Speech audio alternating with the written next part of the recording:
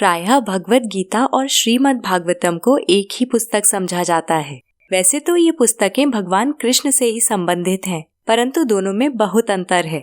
आज की कड़ी में हम भगवत गीता और श्रीमद् भागवतम के अंतर पर टिप्पणी को लेकर प्रस्तुत हुए हैं। नमस्कार मित्रों, इस YouTube चैनल पर आपका स्वागत है। भगवत गीता भगवान कृष्ण के द्वारा बोली गई और श्रीमद् भागवतम भगवान कृष्ण के विषय में है। भगवत गीता न केवल एक धार्मिक पुस्तक अपितु मनुष्य जीवन का सार है। मनुष्य के अस्तित्व की परिभाषा है, यहाँ तक कि यह एक ऐसा वरदान है जो केवल इस जीवन में ही नहीं अपितु मृत्यु के पश्चात भी आत्मा का घनिष्ठ मित्र है। इस पुस्तक का महत्व कोई मनुष्य तभी समझ सकता है जब इसका गहनता से अध्ययन किया जाए। जैसा कि हम सब जानते हैं कि भगवत गीता कुरुक्षेत्र के युद्ध स्थल में भगवान कृष्ण ने अर्जुन को सुनाई थी। इस उपदेश में भगवान ने अर्जुन को धर्म का सही अर्थ समझाया। भगवान कृष्ण ने बताया है कि यदि व्यक्ति इस संसार में अपने अस्तित्व को जानता या समझता है तो किसी भी प्रकार का सांसारिक बंधन व्यक्ति को अपने धर्म से विचलित नहीं कर सकता। इसके साथ ही भगवान ने मनुष्य के जीवन का उद्देश्य क्या है और किस प्रकार जीवन व्यतीत करना चाहिए इसका भी वर्णन किया है। इसलिए ही कहा जाता है कि यदि भगवत गीता को किसी ने ठीक से पढ़कर उसका अनुसरण किया तो उसका उद्धार निश्चित है।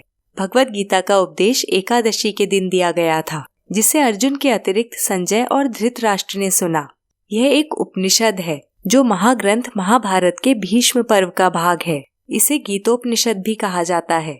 इसमें भगवान कृष्ण ने 5 विषय वस्तुओं का विस्तृत रूप से वर्णन किया है, जिनके नाम क्रमशः आत्मा, परमात्मा, काल अथवा समय, कर्म एवं प्रकृति हैं। भगवत गीता में कुल 18 अध्याय एवं 700 श्लोक हैं।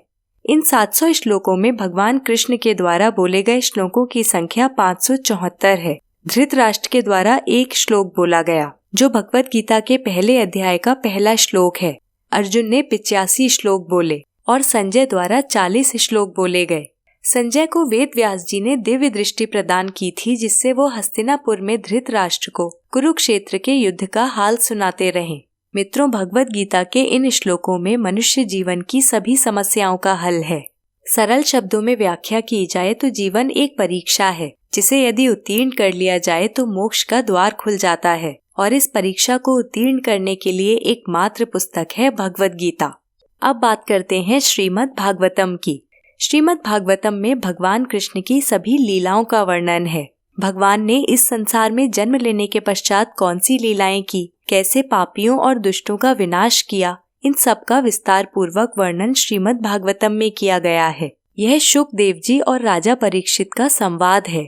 भागवत पुराण में 335 अध्याय और 18,000 श्लोक हैं। इसमें भगवान कृष्ण, राधा, गोपियां आदि से लेकर बहुत से चरित्रों जैसे परीक्षित महाराज, प्रहलाद महाराज, ध्रुव, भरत महाराज, राजा मनु, प्रजापति दक्ष, उनकी पुत्रियां जिनसे इस सृष्टि का विस्तार हुआ, महादेव शिव आदि का वर्णन है। साथ ही कलयुग के आगमन, सृष्टि की रचना, भगवान के विभिन्न अवतार, आदित्य और असुरों का जन्म इत्यादि की विवेचना है। भागवतम शुकदेव मुनि द्वारा राजा परीक्षित को सुनाई गई थी। ये राजा परीक्षित के जीवन के अंतिम दिन थे, इसलिए परीक्षित इन दिनों को ईश्वर के चिंतन में व्यतीत करना चाहते थे, जिससे उन्हें मोक्ष की प्राप्ति हो सके। उन्होंने स्वयं ही शुकदेव मुनि के समक्ष पहुंचकर मोक्ष प्राप्ति के मार्ग को खोजने की इच्छा व्यक्त की। इसके श्रवण मात्र से ही सभी पापों और मोह का नाश हो जाता है। एक बार नैमिषारण्य में शौनक आदि 88,000 ऋषि यज्ञ कर रहे थे। वहां पर सूत मुनि पहुँचे। सूत मुनि वेद व्यास जी के शिष्य रोमहर्षण के पुत्र थे। वहां पर सभी ने सूत जी से प्रश्न किया कि कलयुग के अल्पायु लोगों का कल्याण किस प्रकार होगा। तब सूत गोस्वामी जी ने वही कथा सुनाई जो परीक्षित महाराज के प्रश्नों के उत्तर में शुकदेव मुनि ने सुनाई थी। श्रीमद् भागवतम में 10 विषय वस्तु हैं जो इस प्रकार हैं। पहला है सृष्टि, दूसरा उपसृष्टि, तीसरा विभिन्न लोकों की स्थिति, चौथा इन लोकों में निवास करने वाले प्राणी, उनकी जीवन शैली और उनके जीवन का लक्ष्य, पांचवा भगवान द्वारा किस प्रकार सृष्टि का पोषण किया जाता है, छठा सृष्टि का संचालन भगवान किसके द्वारा करते हैं, सातवां भगवान के परम भक्तों की कथा, आठवां प्रलय, नवां भगवत धाम गमन अर्थात भगवान के धाम किस प्रकार पहुंचा जा सकता है, और 10वां मनुष्य को किसका आश्रय लेना चाहिए।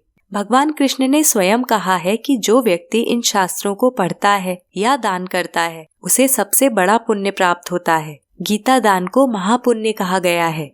यह दान 1000 जन्मों के पापों को भी नष्ट कर देता है। तो मित्रों, इस वीडियो में आपको भगवत गीता और श्रीमद् भागवतम में क्या अंतर है यह ज्ञात हुआ। यदि आपको यह जानकारी सहायक सिद्ध हुई तो लाइक करें, कमेंट करें और शेयर करें। साथ ही इस चैनल को सब्सक्राइब करके बेल आइकन को भी टैप करना ना भूलें, जिससे आगे आने वाले सभी वीडियोस आपको सबसे पहले मिल सकें। हरे कृष्णा।